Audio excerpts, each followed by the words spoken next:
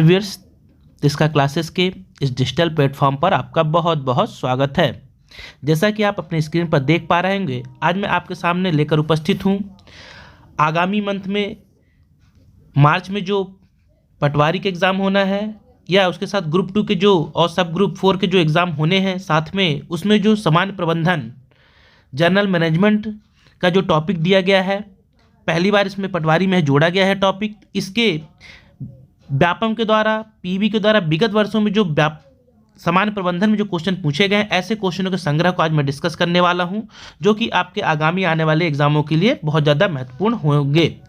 और मैं आपको यहाँ बता दूं कि ये जो पूरा सामान्य प्रबंधन का टॉपिक रहेगा, ये वन लाइनर के रूप में है। मतलब आपको क्वेश्चन दिया गया है, उसका सीधे सामने आंसर लिखा हुआ है, तो हम वन लाइनर के रूप में देखेंगे और अप्रॉक्स 100 के आसपास 90 क्वेश्चन को आज हम देखने वाले हैं। और इसकी 2-3 सीरीज आएंगी, जिसमें कि मैं करीब करीब आपको 500 से 600 क्वेश्चन समान प्रबंधन के वन लाइनर के रूप में करवाऊंगा, जिससे आपको बहुत ज़्यादा परीक्षा में हेल्प मिलेगी। तो चलिए शुरू करते हैं समान प्रबंधन के वन लाइनर को। देखते हैं कौन कौन से क्वेश्चन व्यापम के द्वारा पिछले एग्जामों में पूछे गए थे। और आपसे रिक्वेस्ट है कि यदि वीडियो अच्छा लगे तो आप चैनल को सब्सक्राइब कीजिए, लाइक कीजिए, ज़्यादा से ज़्यादा शेयर कीजिए। ये जो क्वेश्चन है आपके समग्र सामाजिक सुरक्षा विस्तार अधिकारी में पूछे गए क्वेश्चन, जो विगत वर्ष एग्जाम हुआ था, पिछले 2 वर्ष पहले 17-18 में एग्जाम दिया गया था, उस समय जो क्वेश्चन पूछे गए थे प्रबंध के, पूरा उनका कलेक्शन है। सबसे पहला आप क्वेश्चन देख पा रहे होंगे कि दूसरे व्यक्तियों से कार्य कराने की युक्ति को क्या कहा जाता है, तो इसका सही आंसर हो जाएगा प्रबंध। इसे ही कहा जाता है, क्या कहा जाता है, इसे कहा जाता है प्रबंध। फिर वे सभी व्यक्ति जो कार्य पर लगे हुए हैं, वे सभी व्यक्ति जो कार्य पर लगे हुए हैं या कार्य करने के योग्य हैं, क्या कहलाते हैं, तो वो कहलाते हैं जनशक्ति। क्या कहलाते हैं उन्हें जनशक्ति या मैन पावर कहा जाता है। तो इसका सही आंसर हो जाएगा जनशक्ति। अगला है वित्तीय विवरणों से निष्कर्ष निकालना एवं प्रबंधीय उपयोग करना क्या कहलाता है। वित्तीय विवरणों से निष्कर्ष को निकालना एवं प्रबंधकीय उपयोग करना क्या कहलाता है, तो यह कहलाता है वित्तीय विवरण। राइट आंसर हो जाएगा वित्तीय विवरण। वित्तीय विवरण विश्लेषण, एक साथ में यहाँ पे लिखा हुआ वित्तीय विवरण विश्लेषण कहलाता है। इसे भी आप अच्छे से ध्यान रखेंगे। अगला है किसी अवधारणा का तर्क है कि उपभोक्ताओं को व्यापक रूप से उपलब्ध और सस्ते उत्पाद पसंद आएंगे। ये किस अवधारणा का तर्क है, तो विपणन, मार्केटिंग। अर्थात विपणन का मतलब होता है मार्केटिंग। यह मार्केटिंग अवधारणा है, यह विपणन की अवधारणा कहती है। चलिए आगे देखते हैं। अगला है तकनीकी, मानव और वैचारिक, ये तीनों प्रबंधकों के आवश्यक कौशल है, ये किसके द्वारा पहचाने गए हैं, तो ये बताया गया था रॉबर्ट के कल्ज के द्वारा। किसके द्वारा बताया गया था, रॉबर्ट के कल्ज के द्वारा यह बताया गया था। चलिए आगे देखते हैं नेक्स्ट। अगला है लक्ष्य को निर्धारित करना, मूल्यांकन करना, निष्पादन को पुरस्कृत करना प्रबंध का कौन सा नियम है, तो यह कहलाता है उद्देश्य आधारित प्रबंधन। क्या कहलाता है, उद्देश्य आधारित प्रबंधन कहलाता है, जिसमें हम लक्ष्य को निर्धारित करते हैं, उसका मूल्यांकन, इवैल्यूएशन करते हैं और निष्पादन को पुरस्कृत करना, और जो निष्पादन कार्य करने के बाद जो पुरस्कृत करते हैं, यह कहलाता है उद्देश्य आधारित प्रबंधन। लेखांकन का मुख्य उद्देश्य क्या है। अगला है आपका लेखांकन का 7वां नंबर कि लेखांकन का मुख्य उद्देश्य क्या है। तो लेखांकन का मुख्य उद्देश्य है सभी पक्षकारों को वास्तविक परिणामों से अवगत कराना। सभी पक्षकारों को वास्तविक परिणामों से अवगत कराना। अगला है प्रतिबिंब परीक्षण, स्थिति संबंधी परीक्षण और उद्देश्य सहित परीक्षण किस प्रकार के हैं, तो ये कहलाते हैं व्यक्तिगत परीक्षण के। किसके प्रकार हैं ये, तो ये सभी के सभी व्यक्तिगत परीक्षण के प्रकार हैं। नेक्स्ट है आपका विपणन की दृष्टि से वस्तु को उन सुविधाओं का पुलिंदा माना जा सकता है जो उपभोक्ता को प्रस्तुत की जा रही हैं। यह कथन किसने कहा, तो यह कथन है डॉक्टर डाबर का। किसका है, डॉक्टर डाबर के द्वारा यह कथन कहा गया, जिसमें कहा गया कि विपणन की दृष्टि से वस्तु को उन सुविधाओं का पुलिंदा माना जा सकता है, उन सुविधाओं का पुलिंदा माना जा सकता है जो उपभोक्ता को प्रस्तुत की जा रही है। अगला है बाजार अवनति, बाजार परिपक्वता, बाजार परिपक्वता और बाजार परिचय एवं वृद्धि किसकी अवस्थाएं हैं, तो ये सभी अवस्थाएं किसकी हैं, तो आपको याद रखना है उत्पादन जीवन चक्र की। उत्पादन जो प्रोडक्ट साइकिल होता है, प्रोडक्ट लाइफ साइकिल जो होता है, उत्पादन जीवन साइकिल के सभी चक्र हैं, जिसमें बाजार अवनति, बाजार परिपक्वता और बाजार परिचय शामिल होता है। अगला है आपका कि विपणन की पुरानी विचारधारा के समर्थक कौन थे। जो मार्केटिंग की पुरानी विचारधारा है, इसके कौन कौन से समर्थक हैं, तो टाउसले, क्लार्क और प्रोफेसर पाइल। टाउसले, क्लार्क और प्रोफेसर पाइल्स ये मार्केटिंग की पुरानी विचारधारा के या पुरानी जो अवधारणा है उसके ये समर्थक माने जाते हैं। अगला है आपका कि सभी उत्पादों का एकमात्र अंत उद्देश्य है उपभोग। सभी जितने उत्पाद होते हैं उनका जो अंतिम उद्देश्य होता है वो होता है उपभोग। यह कथन किसने कहा था? यह कथन एडम स्मिथ के द्वारा कहा गया है। ये एडम स्मिथ वही हैं जिन्हें हम अर्थशास्त्र के जनक के रूप में जानते हैं। तो अर्थशास्त्र का जनक एडम स्मिथ, उनके द्वारा कथन कहा गया कि सभी उत्पादों का एकमात्र अंत उद्देश्य है उपभोग। यह कथन एडम स्मिथ के द्वारा कहा गया। चलिए आगे देखते हैं। नेक्स्ट है आपका कि अनुकूलतम पूंजी का संरचना का क्या गुण है? अनुकूलतम पूंजी के संरचना का क्या गुण है? तो याद रखना आपको, इसमें होता है न्यूनतम जोखिम, अधिकतम लाभ और न्यूनतम निर्गमन लागत।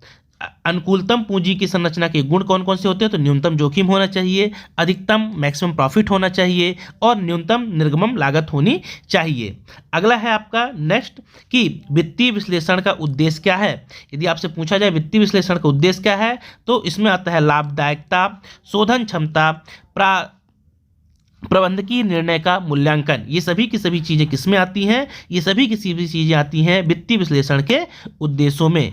इसमें आपको ऐसे कलेक्शन है क्वेश्चनों की जो कि सभी जो टॉपिक हैं आपके मैनेजमेंट में आ सकते हैं, उनका पूरा कलेक्शन है, क्योंकि पेपर में जो जो क्वेश्चन पूछे गए हैं उनका ही पूरा संग्रह है। और मेरा ऐसा मानना है आप इसे ही देख लेंगे और अंत तक देखेंगे तो आपको निश्चित रूप से लाभ मिलेगा, क्योंकि पेपर रिपीट होते हैं, पुराने क्वेश्चन रिपीट किए जाते हैं और ऑनलाइन एग्जामों में बहुत ज़्यादा संभावनाएं रहती हैं। तो आप वीडियो अंत तक जरूर देखें। अगला है निर्णय लेने की प्रक्रिया का तीसरा चरण क्या है? निर्णय लेने की प्रक्रिया का तीसरा चरण क्या है? तो कार्यवाही के लिए पाठ्यक्रम। इसका आंसर हो जाएगा कार्यवाही के लिए पाठ्यक्रम। अगला है वित्तीय प्रभावन क्षमता के लिए पूंजी के किस स्रोत का प्रयोग किया जाता है? तो ऋण पूंजी का प्रयोग किया जाता है। अगला है आपका सकल कार्य पूंजी क्या है? सकल कार्य पूंजी क्या है? तो व्यवसाय की कुल चालू परिसंपत्ति में निवेशित पूंजी की आवश्यकता का सही अनुमान लगाना ही सकल कार्य पूंजी है। व्यवसाय की कुल चालू परिसंपत्ति में निवेश की पूंजी का पता लगाना ही पूंजी की आवश्यकता का सही अनुमान लगाना ही क्या है? सकल कार्य पूंजी है। अगला है आपका नेक्स्ट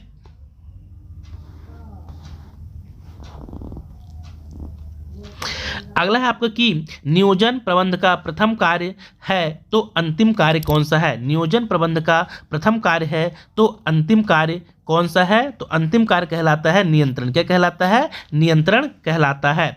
नेक्स्ट है आपका कि व्यक्तिगत अवलोकन क्या है? व्यक्तिगत अवलोकन क्या है? तो नियंत्रण का एक रूप है व्यक्तिगत अवलोकन। आपको अच्छे से ध्यान रखना है व्यक्तिगत अवलोकन क्या है। तो नियंत्रण का व्यक्तिगत अवलोकन क्या है? तो व्यक्तिगत अवलोकन नियंत्रण का एक रूप माना जाता है। ये आपको ध्यान रखना है।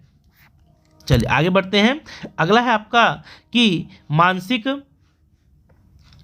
क्रांति के लिए क्या आवश्यक है? तो आपको ध्यान रखना है मानसिक क्रांति के लिए प्रबंधकों एवं कर्मचारियों के मानसिक दृष्टिकोण में परिवर्तन ये मानसिक क्रांति के लिए आवश्यक है। अगला है मानव संसाधन का स्थान किसने लिया? मानव संसाधन का स्थान किसने लिया? तो कार्मिक प्रबंधन ने। एम्प्लॉय मैनेजमेंट, कार्मिक प्रबंधन ने किसका स्थान लिया? तो कार्मिक प्रबंधन का मानव संसाधन प्रबंधन ने कार्मिक प्रबंधन का स्थान लिया। अगला है स्थायी पूंजी के प्रबंध का क्या आशय है? स्थायी पूंजी के प्रबंध का क्या आशय है? तो आपका ध्यान रखना है स्थायी पूंजी के प्रबंध का आशय है, स्थायी पूंजी के प्रबंध से आशय स्थायी पूंजी की, माफ करना 2 मिनट,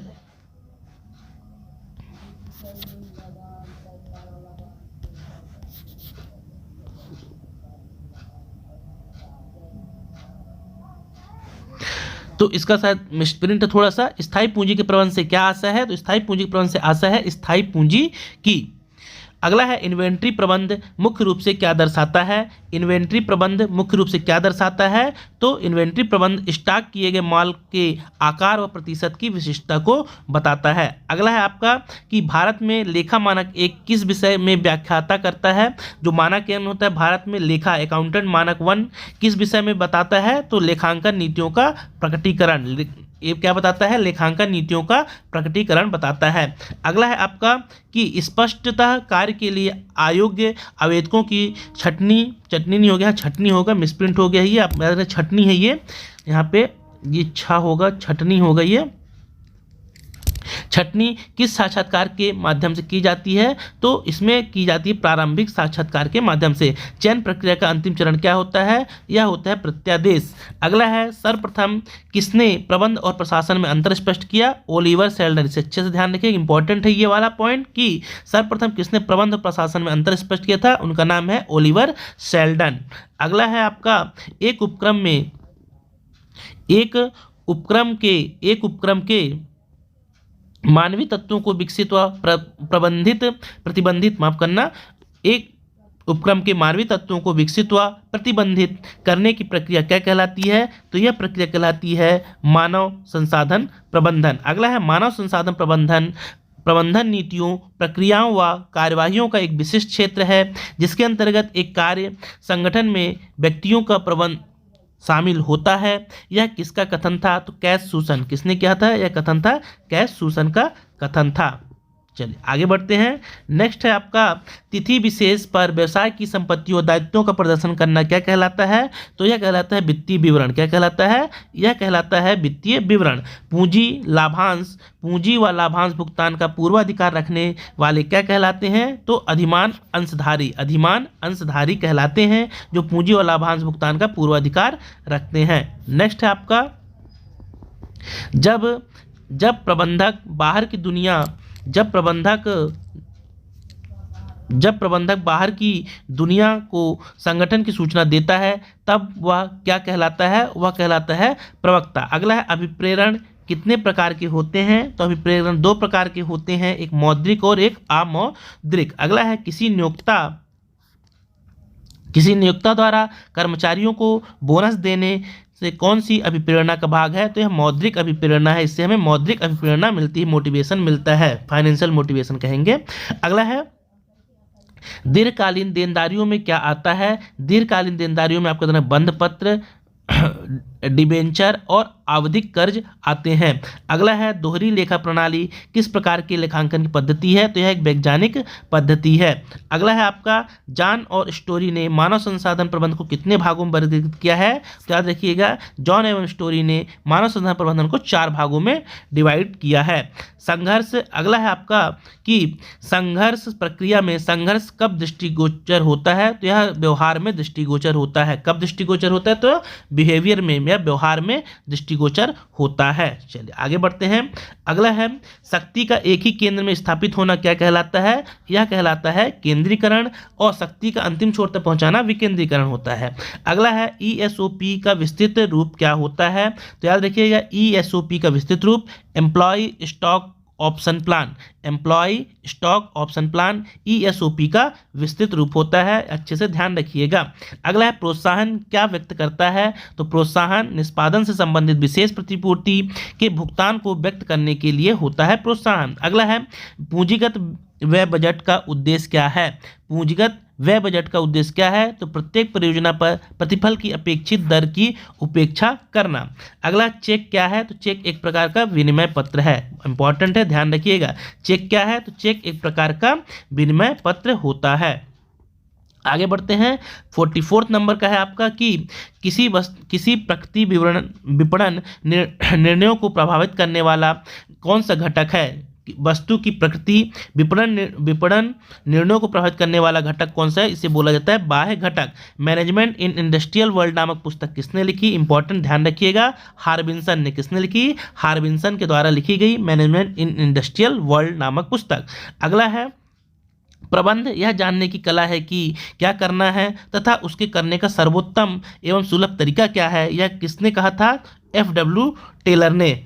FW टेलर के द्वारा, अच्छे से याद रखिएगा, ऐसे क्वेश्चन पूछे जाते हैं, इंपॉर्टेंट है।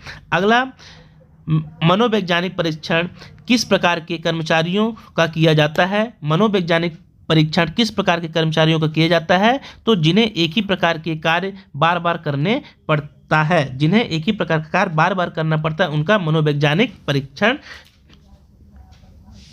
किस प्रकार कर्मचारी होता है? तो इन कर्मचारियों को होता है जिन्हें एक ही कार्य बार बार करना पड़ता है। अगला है प्रतिबल साक्षात्कार क्यों लिया जाता है? ताकि यह पता लगा सके कि आवेदक दबाव में कैसा प्रदर्शन करता है। अगला है मूल्यह्रास किस प्रकार की संपत्ति पर हर वर्ष लगाया जाता है? तो स्थायी संपत्तियों पर लगता है मूल्यह्रास, डिप्रेशन जिसे कहते हैं।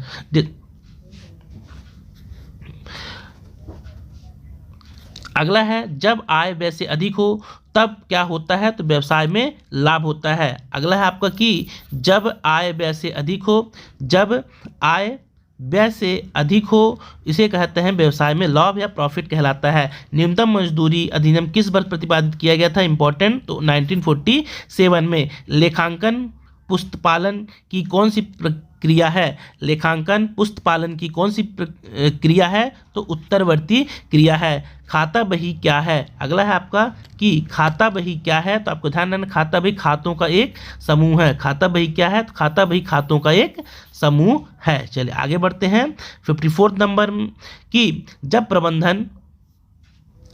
प्रबंधन के प्रकार उनके तार्किक अनुक्रम में रखे जाते हैं तब इसे क्या कहा जाता है? इसे कहा जाता है प्रबंध प्रक्रिया कहा जाता है। बंदरगाह श्रमिक रोजगार अधिनियम कब पारित हुआ? 1947। दोनों अधिनियम याद रखिएगा, अच्छे से ऐसे भी क्वेश्चन पूछे जा सकते हैं। अगला है कार्य संबंधी ज्ञान व कौशल विकास करना, कर्मचारियों की कार्य क्षमता में वृद्धि करना किसका उद्देश्य है? यह प्रशिक्षण का उद्देश्य होता है।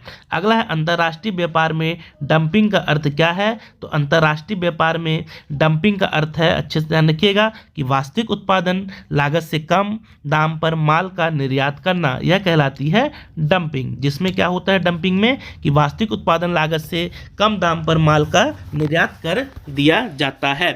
अगला है विपणन की प्रक्रिया कितने चरणों की होती है? तो विपणन की प्रक्रिया आपको ध्यान रखना है 5 चरणों की होती है। अगला है 5C ऑफ मार्केटिंग के तत्व क्या है? 5C में क्या क्या आता है? तो अच्छे से ध्यान रखिएगा, ऐसे भी क्वेश्चन पूछे जा सकते हैं। तो 5C मतलब ग्राहक मतलब कस्टमर, कंपनी, प्रतियोगिता मतलब कंपटीशन, सहयोगी मतलब कोलैबोरेटर और प्रसंग मतलब कॉन्टेक्स्ट, ये 5C कहलाते हैं मार्केटिंग की प्रक्रिया में। ग्राहक इसमें कोई एक चेंज कर देगा तो अच्छे से ध्यान रखें, ग्राहक होगा, कंपनी होगी, प्रतियोगिता होगा, सहयोगी होगा और प्रसंग होगा। अगला है ऊपर से नीचे तक उच्च पदाधिकारियों एवं अधीनस्थों के संबंधों को परस्पर संबंध करने की व्यवस्था को क्या कहा जाता है? तो इस व्यवस्था को हायरार्ची या पद सोपान कहा जाता है। हायरार्ची या पद सोपान कहा जाता है। अगला है आपका कि बाजार के लिए नीतियां बनाना, बाजार मूल्यांकन एवं बाजार मूल्यांकन, नए उत्पादों पर नजर रखना क्या संदर्भित करता है? तो यह विपणन या मार्केटिंग एनवायरनमेंट को बताता है या मार्केटिंग का माहौल को बताता है। क्या? जिसमें कि यह पता लगता है हमें कि हमें बाजार के हिसाब से कैसी नीतियाँ बनाना है, उसका हमें इवैल्यूएशन कैसे करना है और नए उत्पादों पर अपनी पूरी नज़र बनाए रखना, यह विपणन पर्यावरण कहलाता है। चलिए आगे बढ़ते हैं। अगला है कि 62 नंबर पे हम पहुंच गए हैं। तो 62 नंबर का क्या क्वेश्चन पूछा गया था कि मानव प्रबंधन की आंतरिक चुनौतियां कौन सी होती हैं? तो इसमें श्रम संघ होता है, पेशेवर संस्थाएं होती है और संगठन की जो संस्कृति होती है, ये सब मानव प्रबंधन की आंतरिक चुनौतियां होती हैं। बिक्री प्रबंधन का सामान्य उद्देश्य क्या है? तो वितरण के उपयुक्त चैनल का चयन करना वित्तीय प्रबंधन का सामान्य उद्देश्य होता है। फर्म में भरी गई ग्राहकों की प्रतिक्रिया किस प्रकार की सूचना है? तो यह एक बाह्य सूचना होती है। क्या होती है? तो यह एक प्रकार की यह बाह्य सूचना होती है। क्या? जिसमें फार्म में भरी गई ग्राहकों की प्रतिक्रिया किस प्रकार की सूचना है? तो एक बाह्य सूचना होती है। अगला है मानव प्रबंधन की बाहरी चुनौतियां कौन कौन सी हैं? तो मानव प्रबंधन की चुनौतियां होती हैं आर्थिक, वैधानिक, प्रौद्योगिकी और राजनीतिक। अगला है विशिष्टीकरण एवं कुशलता ही संगठन का ढांचा निर्धारित कर रही है। यह क्या दर्शाता है? विशिष्टीकरण एवं कुशलता ही संगठन का ढांचा निर्धारित कर रही है। यह दर्शाता है कि मानव संसाधन में परंपरागत सिद्धांत बाहर होते जा रहे हैं। मानव संसाधन में परंपरागत सिद्धांत बाहर होते जा रहे हैं। अगला है रोजनामचे एवं अन्य सहायक पुस्तकों से खाता बही में प्रविष्टि करने की प्रक्रिया क्या कहलाती है? तो यह प्रक्रिया खतौनी कहलाती है। अगला है आपका कि किसी कर्मचारी के कार्य की प्रशंसा करना तथा पुरस्कार देना क्या कहलाता है? यह मोटिवेशन अभिप्रेरणा कहलाता है। अगला है आपका कि स्थिर लागत पर ऋण कोषों का प्रयोग करना क्या कहलाता है? तो यह कहलाता है समता पर व्यापार। अगला है किसने कहा कि बजट एक निश्चित अवधि के लिए सरकार की वित्तीय योजना है? यह कथन कहा था टेलर के द्वारा कहा गया था। वित्तीय प्रशासन के अभिकरण क्या क्या हैं? तो इसमें आता है विधायिका, कार्यपालिका, वित्त विभाग, लेखा परीक्षण विभाग और संसदीय समितियां। ये सभी के सभी क्या हैं? वित्तीय प्रशासन के अभिकरण अंग होते हैं। अगला है इंपॉर्टेंट है, ये बहुत बार पूछा गया है, पोस्ट कार्ब का सिद्धांत किसने प्रतिपादित किया? बहुत ज़्यादा इंपॉर्टेंट, लूथर गुलिक का सिद्धांत है पोस्ट कार्ब का पूर्ण रूप क्या है? ये भी इंपॉर्टेंट है, तो याद रखिएगा planning, organisation, staffing, directing, coordination, reporting, budgeting. ठीक, ये बजटिंग या बजट ये सभी के पोस्ट कार्ड का फुल फॉर्म होता है। पी से है प्लानिंग, ओ से है ऑर्गेनाइजेशन, एस से है स्टाफिंग, डी से है डायरेक्टिंग या निर्देश देना, सी से है कोऑर्डिनेटर या समन्वय, आर से है रिपोर्टिंग और बी से है बजटिंग। अच्छे से ध्यान रखिए, बहुत ज़्यादा इंपॉर्टेंट है। अगला है जब ऋण पूंजी अंश पूंजी बराबर हो तो क्या होता है? जब ऋण पूंजी अंश पूंजी बराबर हो तब क्या होता है? तो शून्य समता व्यापार कम होता है, शून्य समता पर व्यापार कम होता है।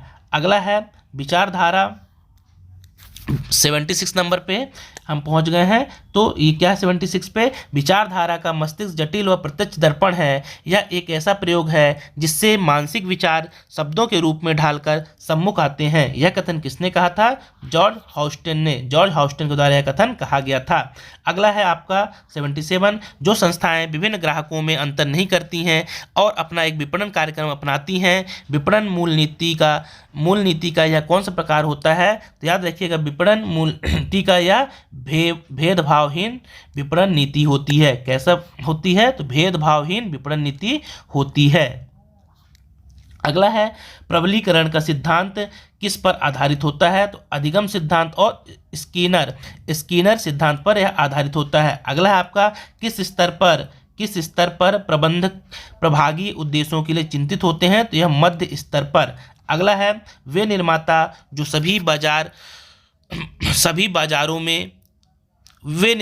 सभी बाजारों में एक साथ पहुंचना पसंद नहीं करते हैं, वे कौन सी नीति का अनुसरण करते हैं? तो ऐसे जो निर्माता होते हैं वो केंद्रित विपणन नीति का अनुसरण करते हैं। अगला है संगठन में प्राधिकरण के 3 मुख्य प्रकार कौन से हैं? ऑर्गेनाइजेशन में तो याद रखिएगा लाइन, स्टाफ और प्रकार्यात्मक, यह संगठन प्राधिकरण के 3 मुख्य प्रकार होते हैं। अगला है बाजार को उप बाजारों में बांटना क्या कहलाता है? तो यह कहलाता है बाजार विभक्तिकरण। अगला है वित्तीय विवरण की कितनी विधियां होती हैं? तो वित्तीय विवरण की 2 विधियां होती हैं, आपको ध्यान रखना है। कौन कौन सी? क्षैतिज अथवा समतल विश्लेषण और शीर्ष अथवा लंबवत विश्लेषण। हॉरिजॉन्टल और वर्टिकल वाली बात कह रहा है, तो क्षैतिज अथवा समतल प्लेन विश्लेषण या शीर्ष अथवा लंबवत विश्लेषण। अगला है विपणन रणनीति किस प्रबंधन का हिस्सा होता है? माफ करना, विज्ञापन रणनीति किस प्रबंधन का हिस्सा होता है? तो बिक्री प्रबंधन का हिस्सा होता है विज्ञापन। अगला है मानव संसाधन प्रबंधन के कार्य क्षेत्र कौन से हैं? मानव प्रबंधन संसाधन के कौन कौन से कार्य क्षेत्र होते हैं? तो कर्मचारी का चयन, याद रखिए कर्मचारी का चयन, कर्मचारी की पारिश्रमिक जो वेतन रहते हैं और कर्मचारी की प्रेरणा। इसके अलावा स्वास्थ्य और कर्मचारियों की सुरक्षा, औद्योगिक संबंध, मानव संसाधन विकास मंत्री का जो फंक्शन होते हैं, ये सभी के सभी मानव संसाधन प्रबंधन के कार्य क्षेत्र होते हैं। अगला है लाभांश क्या है? तो वह धनराशि जो लाभ से नियमित रूप से कंपनी के शेयरधारकों को नगद या शेयर के रूप में भुगतान की जाती है, वह कहलाता है लाभांश। अगला है आपका मनुष्य का व्यवहार सीखी हुई प्रेरणाओं से प्रभावित होता है। इस मान्यता पर आधारित कौन सा मॉडल है? तो इस मॉडल को पैवेलियन मॉडल कहा जाता है। और हम अंतिम पेज पे बढ़ रहे हैं। अंतिम कुछ क्वेश्चन कि परिसंपत्ति बराबर होता है देनदारी प्लस पूंजी, किसका लेखांकन समीकरण है? तो याद रखिएगा तुलना पत्र का, बैलेंस शीट का यह समीकरण होता है, ये इक्वेशन होती है जिसमें परिसंपत्ति एसेट्स, देनदारी और पूंजी को शामिल किया जाता है। अगला है आपका 89 नंबर का कि वे लेन देन जिनका लेखा अन्य किसी बही खाते में नहीं होता उनका लेखा क्या कहा जाता है? तो ऐसा लेखा मुख्य जर्नल कहा जाता है, मेन जर्नल में आते हैं। अगला है यदि फर्नीचर 5,000 रुपये, स्टॉक 3,000 रुपये, नगद 2,000 रुपये, माफ करना, यदि फर्नीचर 50,000 रुपये, स्टॉक 30,000 रुपये और नगद 20,000 रुपये, लेनदार 30,000 रुपये के हैं, तब स्वामी की पूंजी क्या होगी? तो यह पूंजी स्वामी की पूंजी कहलाएगी 70,000 रुपये। तो ये थे पहले भाग में, आपको याद दिला दूँ इसमें और भी पार्ट आएंगे। ये पार्ट 1 है मैनेजमेंट के वन लाइनर के रूप में, जिसमें मैंने आपको करीब 90 क्वेश्चन बताने की कोशिश की, जो कि विगत वर्ष जो समग्र विस्तार सुरक्षा अधिकारी के एग्जाम में मैनेजमेंट का अलग से टॉप सब्जेक्ट था, उसमें ये क्वेश्चन पूछे गए थे अलग अलग शिफ्टों में, उनका ये पूरा एक साथ संग्रह था। अगर आपको वीडियो अच्छा लगे, इस तरह के आपको वीडियो चाहिए, तो मुझे कमेंट बॉक्स में और लिख कर बताइए, और साथ ही साथ चैनल को सब्सक्राइब कीजिए, लाइक कीजिए, ज़्यादा से ज़्यादा शेयर कीजिए। फिर मिलेंगे इसके अगले भाग में, तब तक के लिए बहुत बहुत धन्यवाद।